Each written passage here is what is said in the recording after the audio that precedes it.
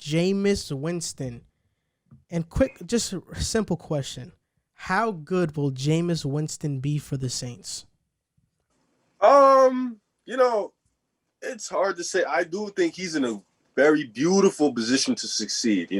Michael Thomas and Emmanuel Sanders, Alvin Kamara, Jared Cook, pretty solid offensive line. Defense is starting to get it together. So I do believe he is in a very great position to succeed with Drew Brees, we saw the offense had a little limitations because he didn't have the arm strength he once had. With Jameis Winston now, you can unlock that, you can unleash that because Jameis Winston is going to throw that ball. He can throw that ball with the best of them. So it's going to be interesting to see. If I had to bank on how well he succeeds, I think he'll be pretty good. I've seen Teddy Bridgewater thrive in that system. I think they're right there. So I think Jameis Winston will be pretty good in the system. Michael Thomas is getting back. Alvin Kamara, he's unleashed what he can do. So I think he's in a good spot. I think he'll be good. See, Riv, this is why I'm disappointed in you. You've been on a bashing of Jameis Winston tour. The previous episodes of the podcast, you bashed Winston. I told him just wait until he gets his shot. I said, man, he's going to be special, franchise quarterback-esque. Jameis Winston, I will say this. He is going to do what Ryan Tannehill did. He is going to be great for the Saints. He is going to be their answer at quarterback long term. You mentioned it. He's in a beautiful position to succeed. Kamara, Thomas, Sanders, Jared Cook. Jameis Winston in New Orleans isn't going to be Seamus Winston. He's not going to be 30 interceptions. In fact, he's going to take care of the ball well. When I watched the Saints versus the 49ers, they ran a wheel route for Kamara. I saw Jameis Winston just eye him down, make the throw, and I was like, wow, that's beautiful. I said, wow, that's franchise quarterback-esque beautiful. That's great beautiful. And Jameis, you can't argue. He's a historic quarterback. He's in a company of greatness. He's one of 8 quarterbacks to throw for 5,000 yards. He's in historic company. When you look at that list of those quarterbacks that threw for 5,000 yards, Jameis shows up, along with the Peyton Mannings and the Drew Breeses. They've never got benched. And Jameis Winston, I'm telling you, people want to blame him too much for what happened in Tampa. He had 3 offensive coordinators in 5 years. He never got a chance to have continuity. With New Orleans, he has one of the greatest offensive minds this league has ever seen in Sean Payton, and he'll have continuity. And he'll go back to his Pro Bowl self that he was in his rookie year when he made the Pro Bowl. He'll be a Pro Bowler. He's going to be a multiple-time Pro Bowler in New Orleans. Multiple? Oh, man. And before you go, Jack, because I know you're dying to speak, I wouldn't, now that Jameis is taking over for Drew Brees, I think they go farther. I think Jameis Winston plays so well in this stretch, Sean Payton is going to have to scratch his head and say, do we really have to put Drew Brees back in? Because that's how good Jameis is going to be. Are they gonna dethrone your Bucks?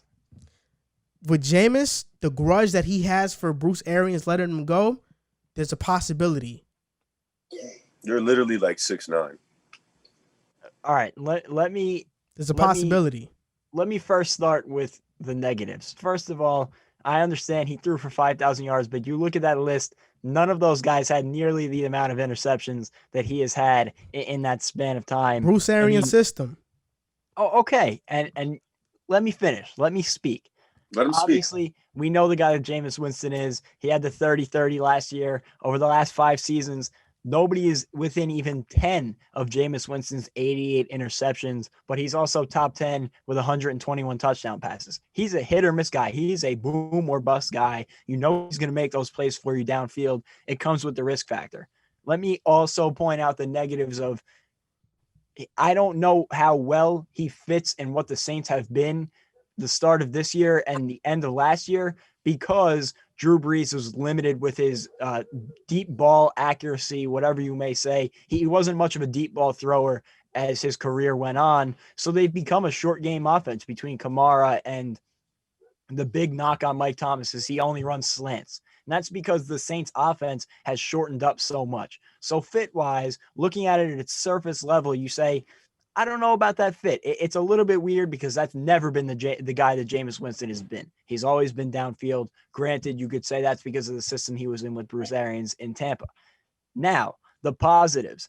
19 of his 30 interceptions in Tampa Bay last year came when he was trailing. He felt like he needed to make a play. In New Orleans, he benefits from one of the best passing offensive lines in the league and one of the best defenses in the league that is not going to put him in as many situations where he is trailing. Second, the weapons that he has, especially Michael Thomas, I think I don't want to say he's underrated as a receiver, but I think his deep ball ability is massively underrated. No, he is underrated as a receiver because there are a lot of people that think he's just a slant guy. Yeah. And the meme is being created about him. Get downfield. He's underrated as a receiver. Yeah. He can get downfield. So that weapon is going to be, personally, I think better than Mike Evans was for him in Tampa Bay. It'll be the best weapon he ever played with. And Sean Payton, you mentioned, a great offensive mind.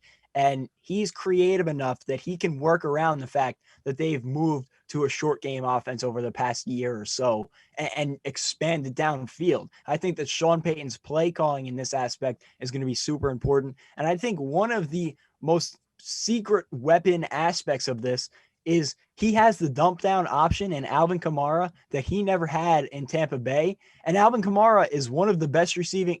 He is the best receiving running back in football. There is no ifs, ands, or buts about it. He is essentially a top slot receiver in the league. So Jameis has the option of, it's not open downfield. You don't have to force it. You have the best receiving running back in the league on nice, quick release, out routes, dump downs. You don't have to force it downfield. And I think that could cut his interception numbers in half. So while there are a lot of concerns and, things that could go wrong, I think that everything that surrounds him, between the coaching, the offensive line, the defense, the receivers, Alvin Kamara, I think it's going to work out perfectly. And I do think it's going to elevate the Saints, because you look at Drew Brees, and we've had this discussion.